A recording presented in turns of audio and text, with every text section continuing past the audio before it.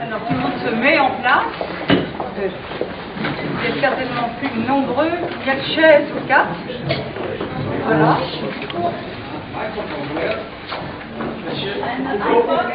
Ah, s'il vous plaît. S'il vous plaît. Sois gentil. Merci. Quand même. Il met là, mais voilà. Bien.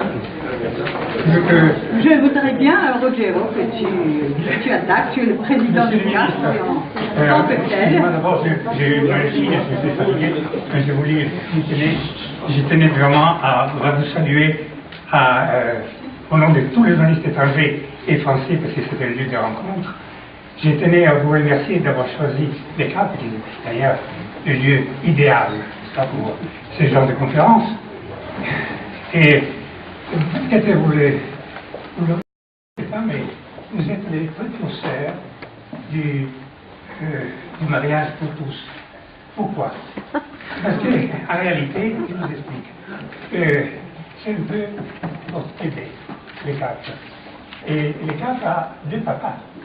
Vous, quand vous étiez ministre des Finances, et M. Hubert Védrine, quand il était naturellement à votre place au ministère qui dossier. Et évidemment, je laisse vous parce qu'un bébé, vous avez l'essence de la famille du papa, et donc il faut le protéger, ce bébé. Un peu comme la mère des Gracchus, qui naturellement avait pensé avait dit les enfants sont les bijoux de la famille. Donc, c'est les bijoux de la famille, les bijoux de Quai d'Orsay, les bijoux du ministère, c'est un endroit comme le nôtre qui va être protégé et qui, à ce moment, risque un petit peu, étant donné, comme tout le monde, que vous avez plus la bourse de finance, vous avez la bourse de Quai d'Orsay. Donc, j'ai pris l'occasion, le courage, l'outre-potence, et dire est-ce qu'on peut avoir un peu plus que d'habitude, au moins pour que j'ai l'année prochaine. Voilà. On va pas passer notre. Voilà. Non, mais pensez quand même, non, l'essentiel c'est que les quatre, c'est les miroirs de la France, dans le sens que c'est un lieu de liberté. Tous les deux peuvent s'exprimer, sans trop d'agressivité en général, mais ça dépend. Et de toute façon, il y a cette possibilité pour nous tous, vous savez, le président de nos statuts doit être toujours un juriste étranger ou des grandes connaissances du monde international, comme ça doit être mon ami Guépard, par exemple. Voilà. Bon, j'arrête là et j'ai dit la bienvenue et je passe la parole à Christine. Merci, Rogero.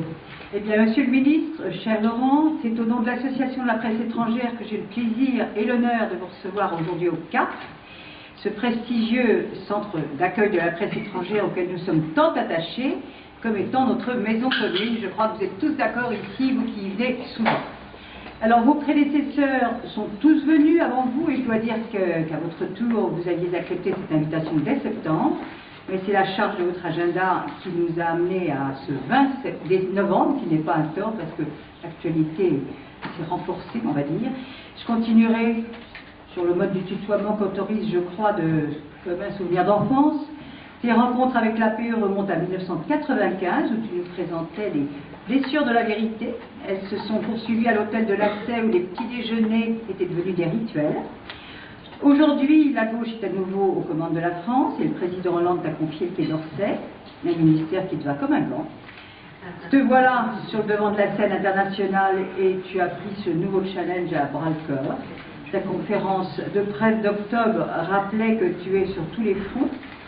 Alors, parmi les dossiers brûlants du moment, quels sont ceux qui mobilisent le plus ton attention, ton énergie dans l'actualité internationale? Merci beaucoup. Merci d'abord à vous d'avoir eu la gentillesse de m'accueillir, et je sais que ce n'est pas si facile que ça. J'étais un peu inquiet quand vous avez commencé à parler des bijoux de famille. Cette expression a tout de même une connotation un petit peu particulière. Et depuis que je suis ministre des Affaires étrangères, il paraît qu'il faut que je sois diplomate, donc fais attention. Mais en tout cas, je suis très sensible à votre présence et aussi au souhait que vous avez exprimé. Quant à toi, Il y a certainement une confusion dans ce que tu as dit, car te voyant, je crois qu'il n'est pas possible que nous ayons des souvenirs d'enfance communs. J'étais très petit à l'époque. Voilà. Je n'ai pas osé dire de jeunesse parce que ça aurait pu poser des questions. En tout cas, je suis content d'être avec vous. Il est 5h moins le quart. Disons que je serai avec vous jusqu'à 6h. Enfin, si vous voulez me garder. Vous parlez de 2 heures pleines. Oui, mais mon expérience politique tente à me faire penser que la qualité du propos n'est pas absolument parallèle avec sa longueur. Et que, de même qu'il existe des propos très longs dont on se demande après d'avoir écouté ce qu'ils contenaient, de même, bien. Je voudrais vous faire un petit propos d'introduction qui, lui, ne sera pas long. Ensuite, je me livre, tel Saint-Sébastien, à vos questions.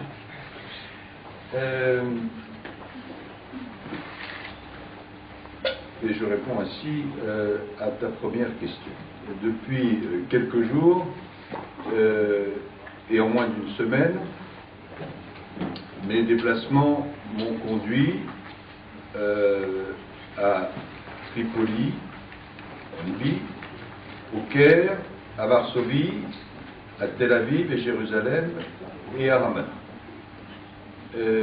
C'est une activité assez intense qui est tout simplement liée aux crises actuelles, même s'il y a quelques autres crises dont évidemment j'ai à m'occuper. Je pense en particulier, pour y avoir passé une partie de ma soirée d'hier et de ma matinée, à ce qui se passe tristement en RDC autour de Goma. Et il y a évidemment beaucoup d'autres crises dans le monde. Mais cette activité reflète non seulement bien sûr l'acuité des crises, mais aussi, et c'est un peu à cela que je voulais consacrer le début de mon propos, cela reflète aussi la place que la France occupe sur la scène internationale. Et même si j'ai eu dans le passé l'occasion, la possibilité, l'honneur d'exercer beaucoup de fonctions, je mesure particulièrement à la place qui m'a été confiée le fait que notre voix, celle de la France, est reconnue, attendue et souvent entendue. Dès ma prise de fonction, j'ai dit que plusieurs traits dessinaient en effet la position tout à fait particulière de notre pays dans le monde. Et j'ai qualifié la France, je le fais cet après-midi avec vous, de puissance d'influence. Il y a toute une série de concepts qui sont développés par les spécialistes, hard power, soft power. Je dirais en bon français que je pense que la France c'est influential power, une puissance d'influence. Qui vient d'où? Qui vient d'un ensemble tout à fait particulier. Le fait que nous soyons membres permanents du Conseil de sécurité des Nations Unies, qui est évidemment une donnée essentielle, le fait que nous sommes une puissance nucléaire, le fait que nous sommes la 5e puissance économique mondiale, le fait que notre langue est parlée aujourd'hui par un peu plus de 200 millions de personnes, mais le sera probablement par 700 à 750 millions d'ici peu de décennies grâce au développement de l'Afrique. Le fait que notre culture a un rayonnement particulier, le fait que notre image auprès de toute une série de peuples du monde est positive, le fait que nous défendons une certaine conception des droits de l'homme, le fait que nous avons une certaine histoire, tout cela fait que notre rayonnement est beaucoup plus large que notre seul poids objectif. Et notre position, qui est une position spécifique, qui ne doit pas conduire à je ne sais quelle arrogance, tient aussi à notre capacité, ça c'est une tradition française, à nous exprimer et agir au-delà de nos seuls intérêts. Non pas que nous oublions nos intérêts, mais la France, traditionnellement, parle pour plus que pour elle-même. Quand il s'agit de promouvoir la paix, les droits de l'homme, la démocratie et la solidarité. Et puis je pense aussi que cette influence tient à notre indépendance, qui est reconnue et qui nous permet d'être amis avec de nombreuses nations sans jamais être alignés. Et enfin, cette influence tient à notre capacité à parler avec tout le monde, ou presque tout le monde, ce qui nous permet, dans de nombreuses situations, notamment des situations de conflit, d'être un interlocuteur et un facilitateur. Sous le bénéfice de ces observations que je ressens vraiment à la place où je suis, mon déplacement dimanche dernier en Israël et en Palestine, les contacts que nous avons en permanence avec l'ensemble des protagonistes, encore tout à l'heure, juste après le déjeuner avec Mme Clinton, qui était en avion ou quelque part venant d'Asie pour se rendre au Proche-Orient, ces contacts sont une illustration du rôle particulier et, je l'espère, utile que peut jouer la France. Nous parlons avec les Israéliens, qui sont des amis de la France, nous parlons avec les Palestiniens, qui connaissent notre engagement pour que justice leur soit rendue. Et ces derniers jours, avec d'autres bien sûr, je me suis mobilisé pour tenter de mettre fin aux violences extrêmement graves qui existent dans cette partie du monde et pour essayer d'établir un cessez-le-feu. Nos efforts doivent continuer car même s'il y a un certain nombre de signes positifs, tant qu'un cessez-le-feu durable, urgent, n'est pas obtenu, on ne peut pas parler en l'air. Et de toutes les manières, nous considérons évidemment que la guerre n'est pas une solution. Tout ce qui éloigne d'un règlement pacifique et négocié du conflit israélo-palestinien doit être rejeté. Voilà une première série de remarques, mais j'imagine que vous y reviendrez sur ce conflit. La France s'est aussi manifestée sur le dossier syrien, où elle a montré et elle montre un rôle d'impulsion et d'initiative. Ces derniers jours, notre reconnaissance de la coalition nationale syrienne, comme le seul représentant légitime du peuple syrien, sous la formule du président de la République, traduit notre engagement en faveur du peuple syrien en lutte pour sa liberté. Il était nécessaire d'être à la hauteur des avancées importantes qui ont été réalisées à Doha le 11 septembre dernier, en apportant notre soutien à une opposition unie que nous avions réclamée avec d'autres depuis déjà pas mal de temps. Bien évidemment, le travail de consolidation doit continuer en vue de constituer un gouvernement provisoire. Nous allons en discuter avec les dirigeants de la coalition samedi dernier avec le président François Hollande. Mais il est certain que l'existence d'un interlocuteur légitime ayant vocation à gouverner la Syrie après le départ de M. Bachar el-Assad peut changer la donne là-bas. Nous avons également mis en œuvre notre capacité de facilitateur face à la crise du Sahel et du Mali. La présence au nord du Mali de groupes terroristes est un danger qui concerne évidemment le Mali, mais qui, on s'en est rendu compte de plus en plus, concerne aussi les pays voisins, concerne l'ensemble de l'Afrique et concerne l'Europe elle-même. Car la combinaison du terrorisme, des trafics de drogue, des trafics d'otages, d'autres trafics encore, avec des armes puissantes et beaucoup d'argent, est évidemment une menace pour l'ensemble du continent africain, je dis bien son ensemble, ainsi que pour nous, car une fois franchie la frontière du Mali, il ne reste plus qu'un État avant d'atteindre la Méditerranée. Si vous voulez bien, je voudrais commencer par la Syrie, parce que c'est une position, vous l'avez dit, des pointes à la France. Alors, ce qui m'intéressait de savoir, c'est que, excusez-moi pour me revoir, c'est que la France va continuer de faire. Par exemple, je me demande, lors du Conseil européen à Bruxelles, il y aura beaucoup d'Européens qui, pour le moment, n'ont pas pris exactement la même position que la vôtre, que la France. Est-ce que vous allez faire, outre au problème économique, le président Hollande va essayer d'avoir une sorte d'unité européenne, au moins sur ces problèmes diplomatiques syriens? Merci. Je sais que ce matin, vous avez reçu aussi les ministres libanais, mais semble-t-il. Oui. Alors, prenons d'abord la Syrie. S'est produit à Doha, il y a peu de jours, un événement fort important et que nous avions souhaité dès le mois d'août dernier, c'est-à-dire quelques semaines après les élections législatives.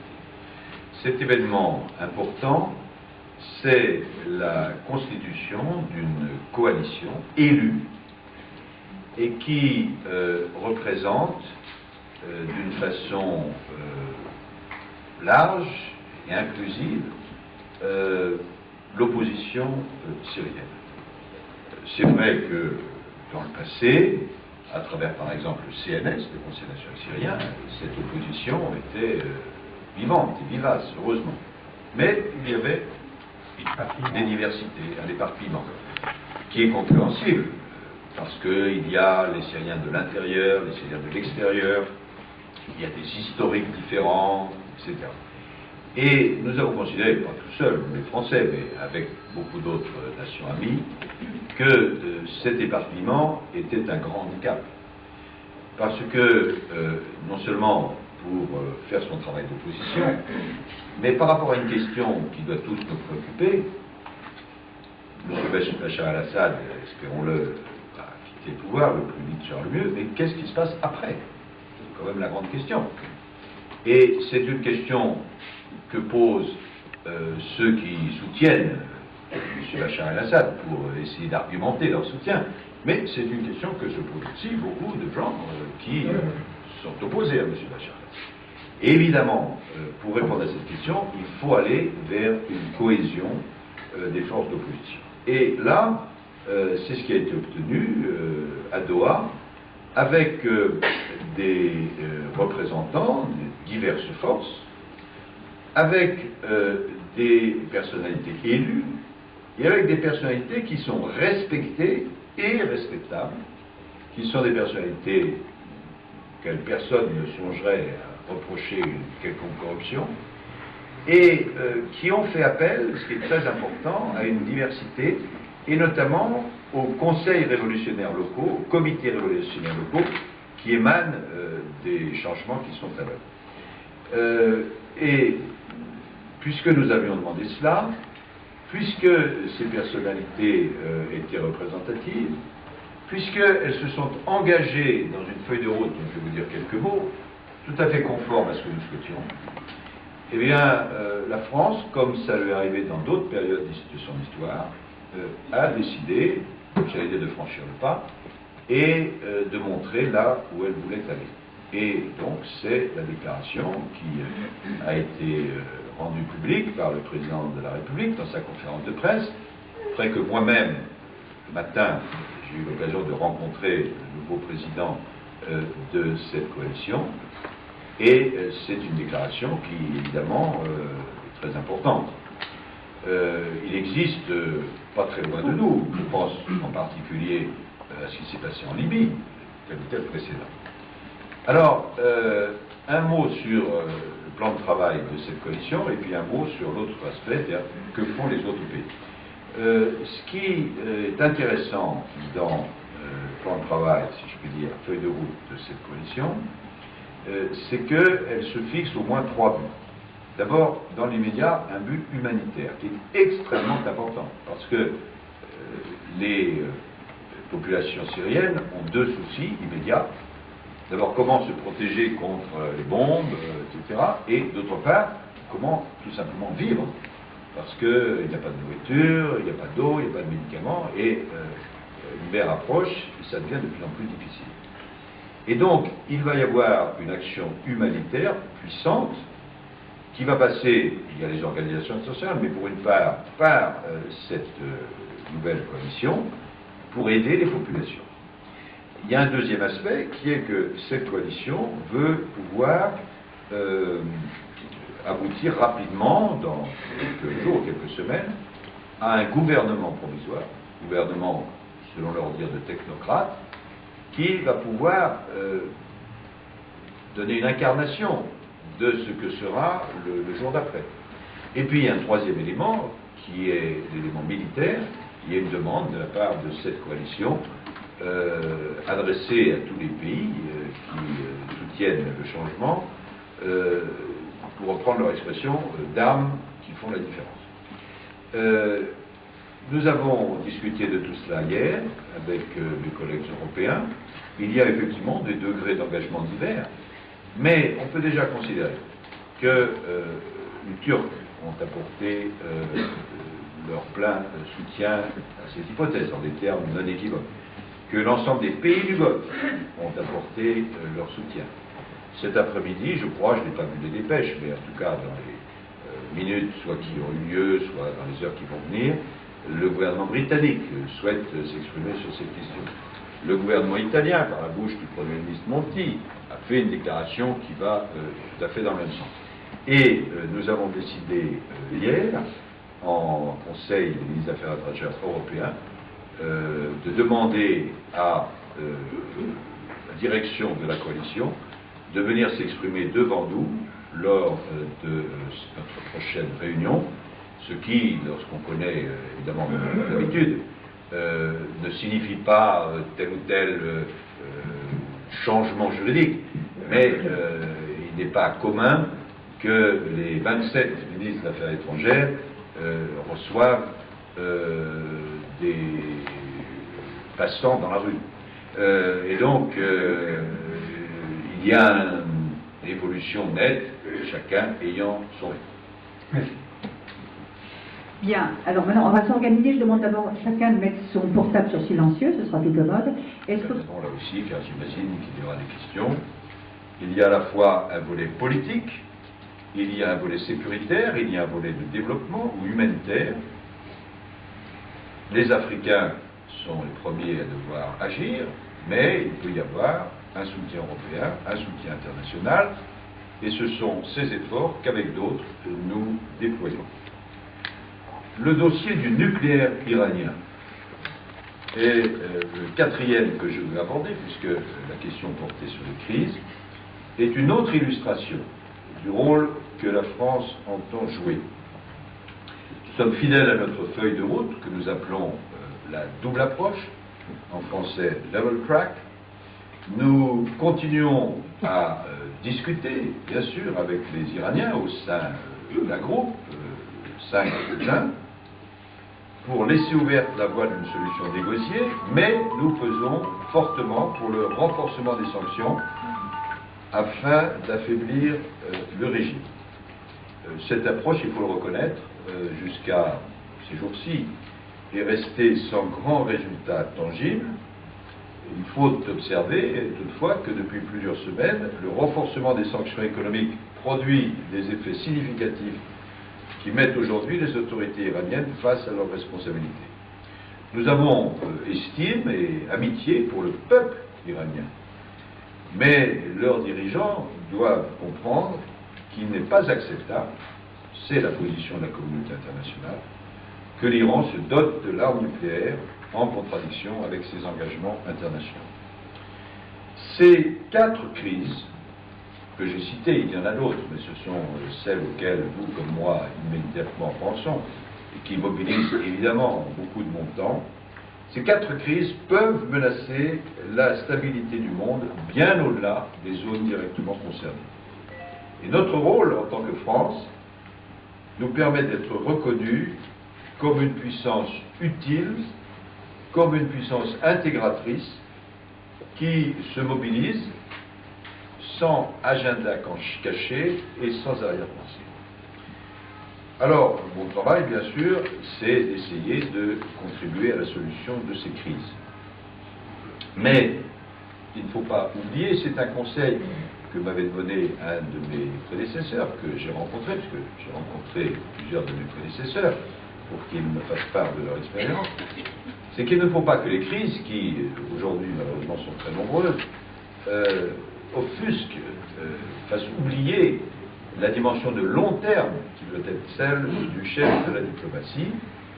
Et de ce point de vue-là, l'une de mes tâches principales est et sera d'adapter notre outil diplomatique, qui est très bon, mais qui peut progresser, afin de lui permettre de faire face aux enjeux du XXIe siècle. On vient de le montrer, le Quai d'Orsay est le ministère des crises. Et il y aurait un certain paradoxe à que ce ministère se préoccupât de toutes les crises, sauf d'une, qui est la crise économique. Et compte tenu de l'importance des questions économiques, j'ai souhaité que notre diplomatie contribue encore plus que par le passé au développement économique. Elle le fait spontanément, et les témoignages des entreprises sur le rôle que jouent nos ambassadeurs pour essayer de les aider, les témoignages sont en général très positifs. Mais je pense qu'il faut aller plus loin et développer ce que j'appelle le réflexe économique dans le cadre d'une diplomatie économique qui a fait l'objet d'un plan d'ensemble avec 3 grandes priorités. Soutenir davantage nos entreprises, notamment les PME, agir pour l'attractivité de la France en matière en particulier d'investissement extérieur vers la France, et nous mobiliser pour peser sur l'environnement normatif européen et international afin que les intérêts de notre économie soient bien défendus et promus. Pour cela, j'ai pris un certain nombre d'initiatives, j'en prendrai encore d'autres dans les semaines qui viennent, mais j'ai créé notamment, elle n'existait pas, c'est un peu surprenant, une direction des entreprises au Quai d'Orsay. Les relations entre nos diplomates et le monde économique seront développées, et j'ai demandé, par instruction particulière, à nos ambassadeurs de considérer que la diplomatie économique devait être pour eux une instruction prioritaire et permanente. Autre transformation qui est engagée, qui s'étalera dans le temps, il faut adapter notre outil diplomatique aux nouvelles réalités géopolitiques. C'est pas à vous que, n'étant pas amateur d'enfoncement de portes ouvertes, je vais rappeler que l'avenir du monde s'écrit pour une part croissante en Asie, dans les pays émergents ou dans les pays néo-émergents des 5 continents. Et notre réseau diplomatique, pour des raisons historiques parfaitement compréhensibles, est encore marqué par des priorités qui sont un peu les priorités d'hier. Il faut donc l'adapter pour qu'il nous permette d'être mieux en phase avec le monde d'aujourd'hui et de demain. Et il faut en particulier que nous soyons très actifs auprès de ces néo-émergents qui sont parmi les puissances qui vont compter demain. Et cela demande donc un effort, y compris d'adaptation de nos postes, qui s'étalera sur plusieurs années. Dans cette perspective, la France doit s'appuyer sur tous ses atouts, au nom même de sa spécificité que j'ai rappelée tout à l'heure. Et ces atouts, c'est à la fois bien sûr l'économie, je viens d'en parler, mais aussi notre culture, notre image, notre langue. J'ai tenu, par exemple, à sanctuariser complètement le budget de l'enseignement français à l'étranger, parce que nous avons dans ce domaine un réseau unique au monde, qui est un atout décisif pour que nous ayons un réseau d'influence durable. Je terminerai en disant ceci. Le monde dans lequel nous sommes et celui qui vient, on dit souvent que c'est un monde multipolaire. Si on parle de cela sans avoir une précision particulière attachée au mot, on voit bien de quoi il s'agit. Mais c'est vrai et ce n'est pas exactement vrai. C'est surtout un monde éclaté. Un monde beaucoup plus fragmenté qu'avant, où la puissance elle-même est éclatée, entre des acteurs de plus en plus nombreux et de nature de plus en plus diverses. Et c'est ce phénomène de fragmentation, d'éclatement, qui rend plus difficile la résolution de toutes les crises dont j'ai parlé. Personne n'a, j'imagine, le regret d'un monde où c'était 2 puissances, les États-Unis et l'URSS, puis une puissance, pour un temps, les États-Unis d'Amérique, qui apportaient ou pas les solutions. Désormais, c'est une fragmentation. Du même coup, il y a, ce qui est évidemment regrettable, sur certains conflits, une paralysie des institutions internationales qui ont été dimensionnées pour un monde où régnaient deux grandes puissances. Et donc, toute la difficulté de notre tâche, c'est à la fois d'apporter des réformes à ce système qui a besoin d'être réformé, mais en attendant qu'il le soit, et ça ne sera pas en un jour, d'apporter des solutions durables à toutes ces crises dont j'ai parlé, sans qu'il y ait un régulateur qui s'impose à l'évidence. Et c'est dans ce monde-là que la France agit comme une puissance utile et veut développer des outils qui contribuent à son influence et à la solution de l'ensemble des problèmes qui nous sont posés. Voilà quelques mots pour vous mettre, je l'espère, en appétit. Et maintenant, je me tais avant de reprendre la parole. Pas trop longtemps. Je crois que nous avons une première question.